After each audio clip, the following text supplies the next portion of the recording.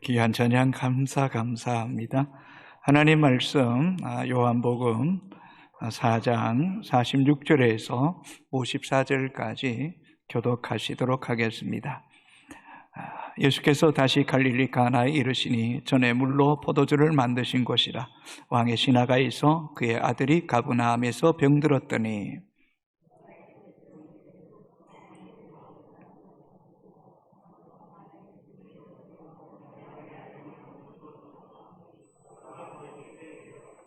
예수께서 이르시되 너희는 표적과 기사를 보지 못하면 도무지 믿지 아니하리라.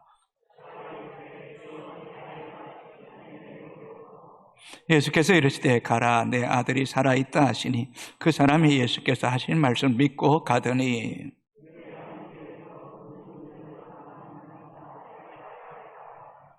그 낳기 시작한 때를 물은즉 어제 7시에 열기가 떨어졌나이다 하는지라.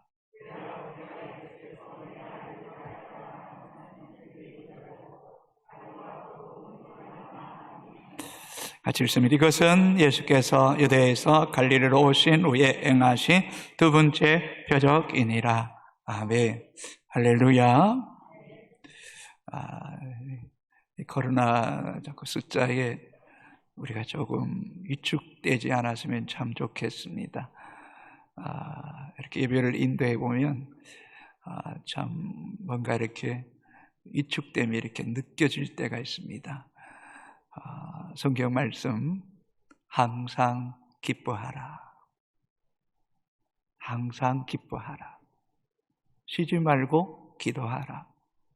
범사에 감사하라. 이는 너희를 향하신 하나님의 뜻이니라. 여러분, 하나님의 뜻이 뭘까 궁금해하지 마세요. 그냥 항상 기뻐하세요. 쉬지 말고 기도하세요. 범사에 감사하면 하나님이 뜻을 이루실 줄로 믿습니다. 사람이 어려운 일을 만나면 지푸라기로도 잡는다라는 그런 말이 있지 않습니까? 신랄 같은 그런 작은 희망이라도 있으면 뭔가 붙잡으려고 합니다.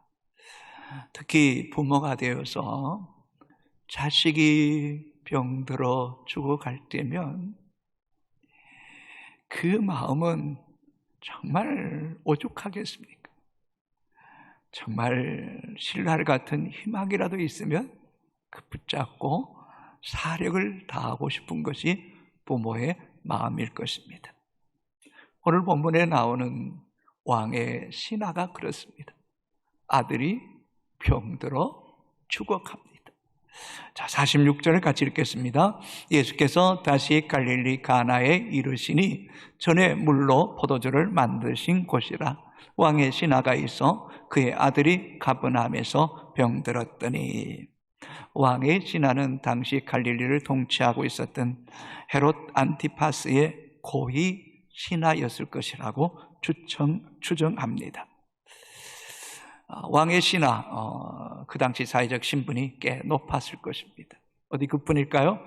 권력과 부도 가지고 있었음이 틀림없을 것입니다. 그의 마음속에 자신의 권력과 부면 뭐든지 할 수 있다는 그런 우쭐됨도 없지 않아 있었을 것입니다.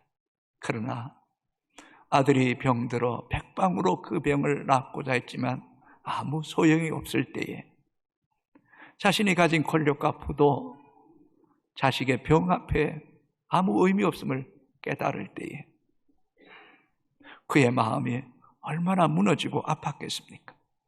이 무렵에 예수님께서 갈릴리 가나에 다시 오셨다는 소식이 들립니다. 그것은 예수님께서 물로 포도주를 만드셨던 그 기적의 소문이 갈릴리 온 지역에 두루퍼져 있었기에 아마 왕의 신하도 그 소문을 들었던 것 같습니다.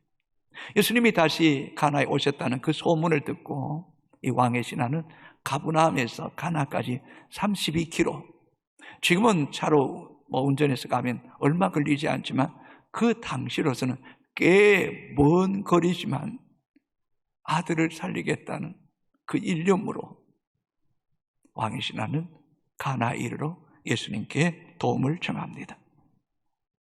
47절 같이 읽겠습니다. 그가 예수께서 유대로부터 갈릴리로 오셨다는 것을 듣고 가서 청하되 내려오소서 내 아들의 병을 고쳐주소서 하니 그가 거의 죽게 되었습니다. 47절 하반절에 그가 거의 죽게 되었습니다. 아마도 아버지의 마음도 거의 죽음에 이를 만큼 절망과 간절함이 그의 영혼에 사무쳤습니다. 그래서 성경은 그 아버지가 가서 청하되 내려오셔서 내 아들의 병을 고쳐주소서. 이 청하여 헬라어 에로타오라는 단어는 미완료 시제입니다. 반복해서 거듭 예수님께 청하여 내려오셔서 내 아들을 고쳐달라고 반복해서 계속 말하는 것.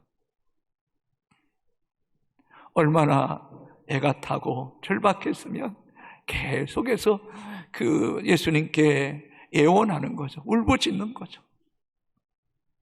여러분, 이렇게 반복 계속해서 이 청할 때에 어쩌면 그 진한 내면 속에 예수님에 대한 믿음이 점점 더 깊어졌을 수도 있을 것이다 라는 생각을 갖게 됩니다.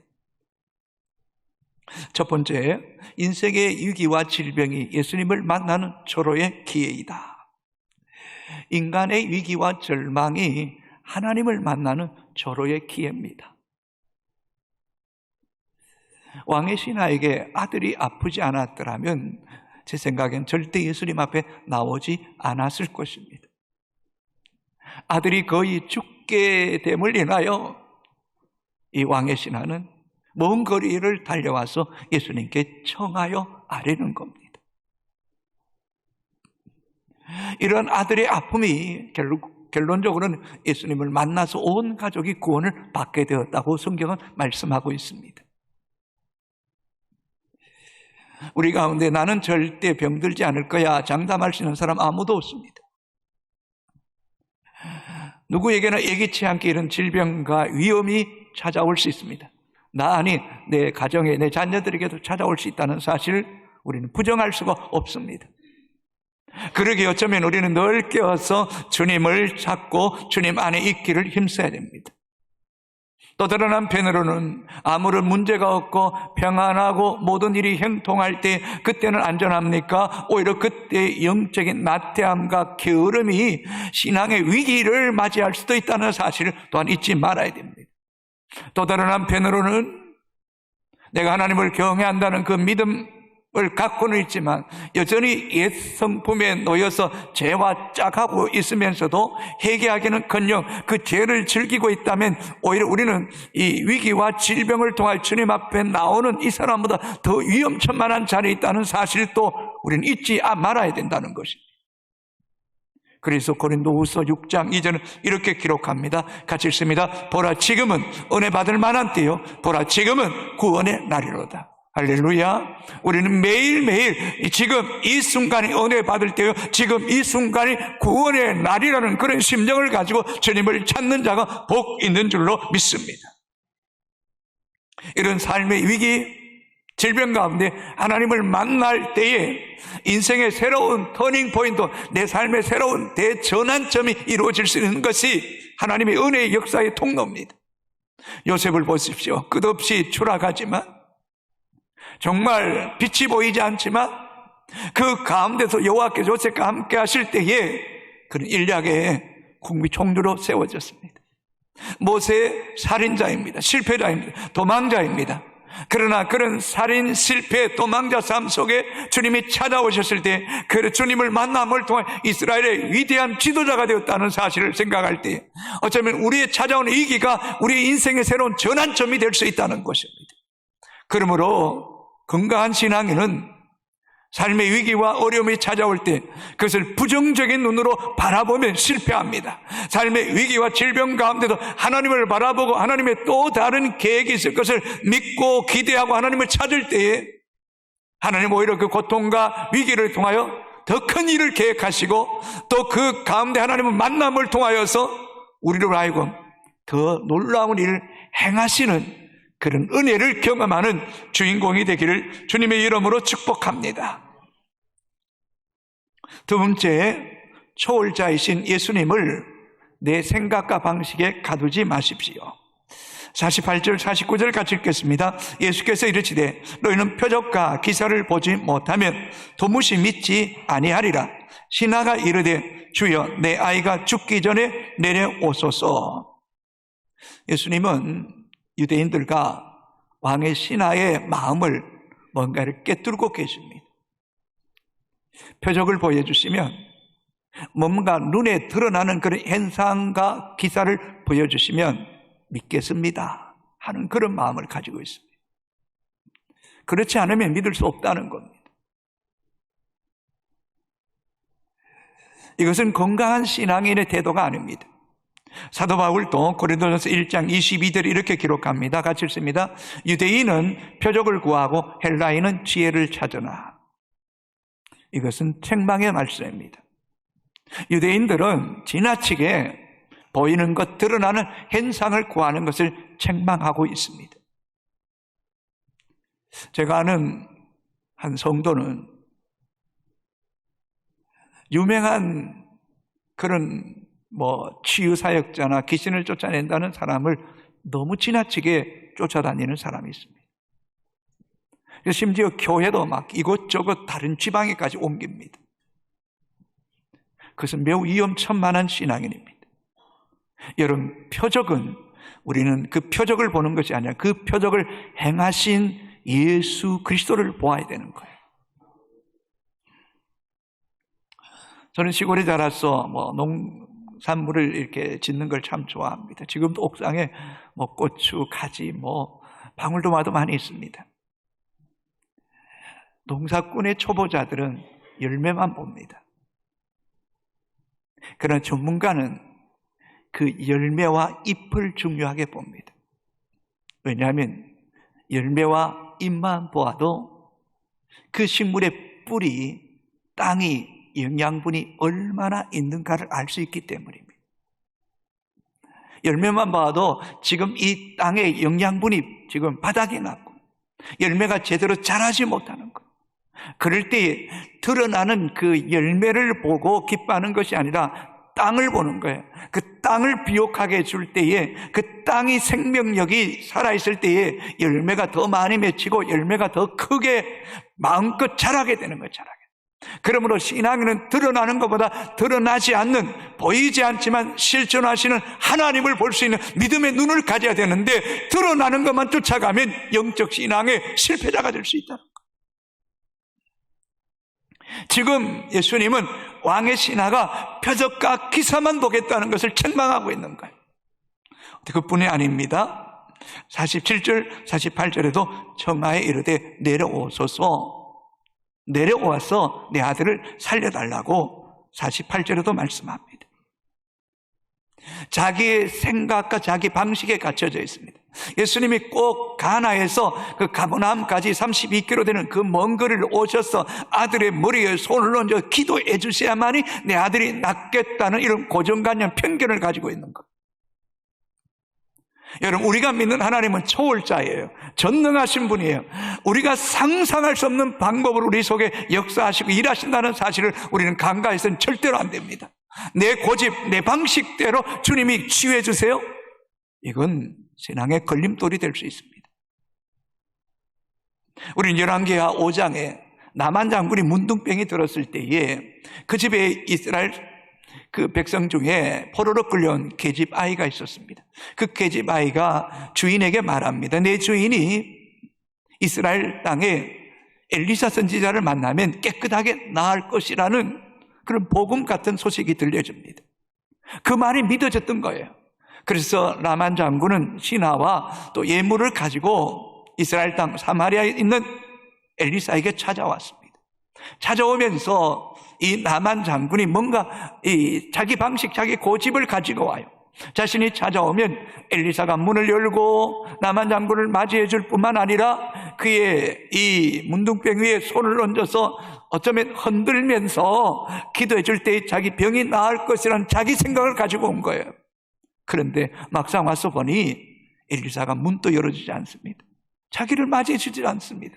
오히려 사안에게 시켜서 나만 장군을 요단강 7번 씻으라 라고 말합니다. 그 말을 괘씸하게 여긴 나만 장군이 우리나라에도 요단강보다 훨씬 더 좋은 강이 많다, 돌아가자. 그러자 신하가 말합니다. 장군이여, 이보다 더 큰 일을 맹하신다 못할 일이 무엇이 있겠습니까? 나을 수만 있다면 어찌 이 일에 순종하지 않을 수 있겠습니까? 가서 씻어 봅시다. 그 말에 순종하여 요단강에 가서 7번 씻었더니 문둥병이 어린아이 살결처럼 깨끗해졌습니다. 나만 장군이 자기 방식, 자기 편견에 사로잡혔더라면 그는 평생 문둥병으로 앓다가 고통 가운데 죽을 수밖에 없었을 것입니다. 사랑하는 성도 여러분, 신구약 성경을 보십시오.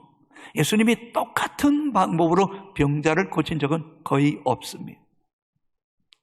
초월자여 전능하신 하나님이 우리 속에 일하시는 방식은 너무너무 다양하게, 너무너무 신비하게, 귀하게 우리 가운데 일하신다는 것입니다. 그러므로 주님 앞에 나와 예배하고 기도하며 주의 얼굴을 구하는 성도는 자기 편견, 자기 방식, 자기 고집을 늘 내려놓아야 돼. 자기를 비워야 돼. 누구든지 나를 따라오려거든 자기를 부인하고 자기 십자가를 지고 나를 따를 것이라고 말씀했던 것은 전적으로 자기를 비우고 주의 말씀에 순종하는 믿음의 사람이 되기를 주님의 이름으로 축복합니다. 우리는 지난주에 마리아가 하인들에게 하셨던 말씀 기억하셔야 됩니다. 예수님이 너에게 무슨 말씀을 하시든지 그대로 하라. 오늘 우리에게도 말씀합니다. 예수님이 우리에게 무슨 말씀을 하시든지 그대로 순종하는 믿음이 우리에게도 있게 되기를 주님의 이름으로 축복합니다. 세 번째, 자신의 생각과 방식을 내놓고 말씀을 믿어야 합니다. 유대인들은 어려서부터 해당해서 율법, 성경을 배웠습니다. 성경의 중요성, 또 말씀의 능력을 익히 잘 알고 있음에도 불구하고 오늘 본문의 이 왕의 신하도 분명 유대인이었건만 표적과 기사를 구하는 이 잘못된 신앙에 물들어져 있음을 보게 됩니다. 어쩌면 이 모습이 오늘을 살아가는 우리의 모습은 아닌죠. 우리는 창세기 1장의 말씀을 잘 압니다. 태초에 하나님이 천지를 창조하시니라. 어떻게 해요? 말씀으로 천지를 창조하셨습니다. 그래서 요한복음 1장 1절에 이렇게 기록합니다. 같이 읽습니다. 태초에 말씀이 계시니라. 이 말씀이 하나님과 함께 계셨으니 이 말씀은 곧 하나님이시니라. 여러분, 말씀이 곧 하나님이세요. 이 말씀 속에 어마어마무시한 하나님의 말씀이 이 속에 있단 말이에요. 말씀이 곧 하나님의 DNA예요. 말씀이 생명이고, 말씀이 창조고, 말씀이 치유고, 말씀이 회복이고, 말씀이 길이에요. 말씀이 길.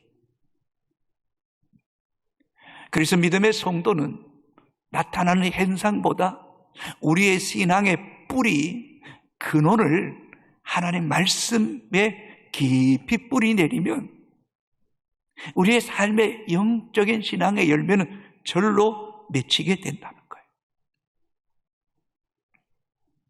예수님은 이 하인에게 자신의 생각과 자기 방식을 철저하게 깨트리시기를 원하셨습니다.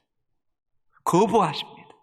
그리고 이렇게 말씀합니다. 50절 같이 읽겠습니다. 예수께서 이르시되 가라, 내 아들이 살아있다 하시니 그 사람이 예수께서 하신 말씀을 믿고 가더니, 왕의 신하가 예수님께 찾아와서 반복해서 거듭해서 내려오소서 내 아들을 살려주셔서 간청하는 가운데 그의 마음에 영적인 변화가 일어나기 시작합니다.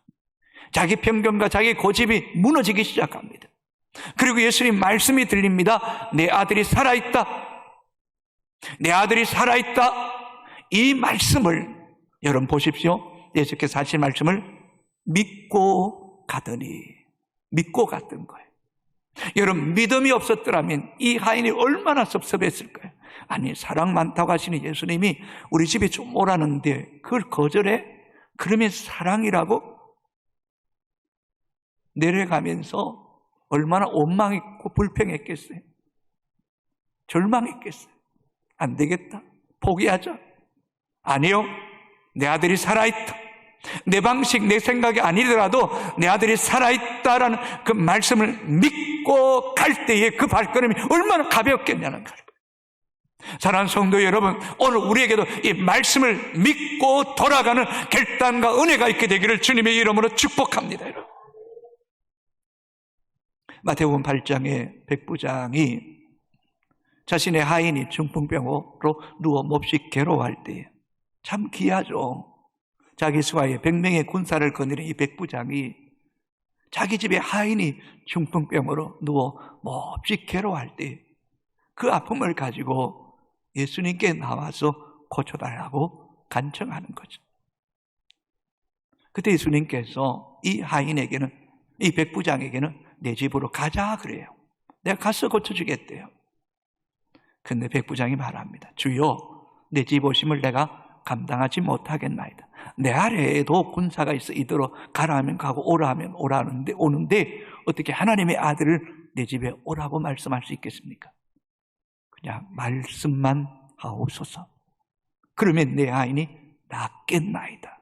자, 8장 8절 같이 읽습니다. 백부장이 대답하여 이르되 주여, 내 집에 들어오심을 나는 감당하지 못하겠사오니 다만 말씀으로만 하옵소서. 그러면 내 아인이 낫게 삼나이다. 이 믿음을 보시고 예수님께서 이스라엘 사람 중에 이만한 믿음의 사람을 내가 만나보지 못했다고 크게 칭찬합니다. 어떤 사람의 믿음을 칭찬할까요? 말씀만 하시면 그대로 될 줄로 믿습니다 하는 겁니다. 그럴 때 예수님께서 말씀합니다. 아인에게 그 백부장에게 말씀합니다. 가라, 내 믿음대로 될지어다 하시니 가서 보았더니 하인의 중풍병이 깨끗하게 나음을 받았던 것입니다. 건강한 그리스도인은 항상 말씀에 뿌리를 둡니다. 그러나 말씀에 뿌리를 두지 않으면 문제나 환경이나 어떤 그 상황에 따라서 늘 요동치는 거예요. 여호수아 6장에 보면 이스라엘 백성이 이제 가나안 땅에 들어가서 첫 성 여리고성을 정복할 때에 하나님께서 여호수아에게 정말 말도 안 되는 방법으로 그 땅을 정복하라고 말씀합니다. 6일 동안 침묵하며 하루에 한 바퀴씩 돌으라. 7째 날에는 7바퀴를 돌고 제사장 7은 7 양과 나팔을 불라. 그때에 그 나팔 소리가 들리는 백성들은 함성을 질러라. 그러면 여리고성이 무너질 것이다. 그런데 그대로 순종했더니 여리고성이 무너진 거예요. 방법이 중요했다면 다음 아이성도 그렇게 했어야죠. 또 6바퀴 돌고 또 7바퀴 돌고 큰 소리 지르면 무너져야죠. 아니요, 하나님 그렇게 하지 않았어요. 하나님 우리에게 방법을 가르치는 분이 아니라 하나님 오늘 또 우리에게 이해가 되지 않고 또 내가 생각해도 불가능할지라도 하나님이 말씀하시면 그대로 순종할 때에 그 믿음을 보시고 우리 가운데 오늘도 역사하시는 하나님이심을 잊지 않는 우리 효성의 가족들이 되기를 주님의 이름으로 축복합니다. 참 우리 성도들 가운데는 참 귀한 분들이 많아요. 하루 24시간 10의 1을 그저 2시간 40분을 하나님께 기도하는 분이 많아요. 그뿐만 아니라 영성일기를 매일 쓰고 하루 2시간 동안 성경을 읽는 거예요. 매일매일 그렇게 하니 그 영혼이 어찌 그렇게 기뻐하고 긍정적이며 또 하나님께서 그때그때마다 말씀을 주시고 찬송을 주시는지. 여러분, 에스겔 골짜기의 37장에 마른 뼈들에게 하나님 말씀이 대언되니 이 뼈, 적배가 서로 연결되고 살이 오르고 심줄이 생기고 가죽이 덮이고 사방에 생기를 불어 태어날 때 큰 군대가 되게 했던 것처럼 우리의 영혼은 말씀을 들을수록 자꾸 살아나요. 연결돼요. 생명력이 넘친다는 것. 우리의 잘 아는 요한복음 11장에 나사로가 죽었어요.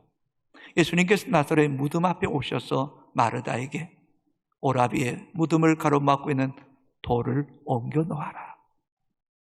그때 마르다가 말하죠. 죽은 지 나흘이 되어 썩은 냄새가 나나이다. 그때 예수님께서 이렇게 말씀합니다. 요한복음 11장 40절 같이 읽습니다. 예수께서 이르시되 내 말이 내가 믿으면 하나님의 영광을 보리라 하지 아니하였느냐 하시니 할렐루야. 오늘도 내 말이 내가 믿으면 하나님의 영광을 보리라. 할렐루야. 여러분 갈수록 이 말씀에 대한 믿음이 점점 더 깊어져 가야 돼요. 그래서 토레이 목사는 이렇게 말했어요. 내가 말씀을 붙드는 것이 아니라 말씀이 나를 붙들게 해야 된다. 그래서 이 신앙인이 처음에는 스스로 말씀을 붙잡지만 어느 시점에 가면 말씀이 내 인생을 붙잡고 있어요. 말씀이 내 인생을 이끌어가고 있다. 목적이 말씀이 나 인생을 이끌어가는 것. 이런 사람에게는 하나님의 역사, 세밀하게 도우심과 일하심을 역력히 경험할 수밖에 없다는 겁니다. 이 믿음이 우리에게도 있어지게 되기를 주님의 이름으로 축복합니다. 이 코로나 기간 속에서도 우리의 신앙은 말씀에 더 깊이 뿌리를 내리는 은혜의 시간이 되기를 주님의 이름으로 축복합니다. 네 번째, 온 가족을 구원하는 믿음이에요. 이 왕의 신하는 자신만 구원받고 아들만 치유받고 구원받은 게 아니에요. 이 왕의 신하가 말씀을 믿을 때에 온 가족이 예수 믿고 구원받는 거예요. 자, 4장 51절 52절 같이 읽습니다. 내려가는 길에서 그 종들이 오다가 만나서 아이가 살아있다 하거늘 그 낫기를 시작한 때를 물은 적 어제 7시에 열기가 떨어졌나이다 하는지라. 내 아들이 살아있다는 말씀을 믿고 가는 거예요. 내려가고 있어요. 내려가는 길에 종들이 올라오다가 주인을 만났어요. 내 아들이 살았다는 거예요. 분명히 죽어가고 있었는데 이미 종들이 기적을 본 거예요. 아들이 살아난 것을 본 거예요. 그래서 그 기쁨, 그 감격을 주인에게, 왕의 신하에게 알리고자 올라오는 거예요. 만난 거예요. 그때에 왕의 신하가 조심스럽게 묻습니다. 내 아이가 낫기 시작한 때가 언제냐? 어제 7시입니다. 그때 열기가 떨어졌습니다라고 말합니다. 7시란 우리나라 시간으로 오후 1시예요. 6시가 정오 12시니까요. 여러분 그때가 언제인지 아십니까? 그때가 바로 예수님께서 왕의 신하에게 네 아들이 살아있다 말씀하신 때예요. 53절 읽어볼까요? 그의 아버지가 예수께서 내 아들이 살아있다 말씀하신 그때인 줄 알고 자기와 온 집안이 다 믿으니라. 할렐루야.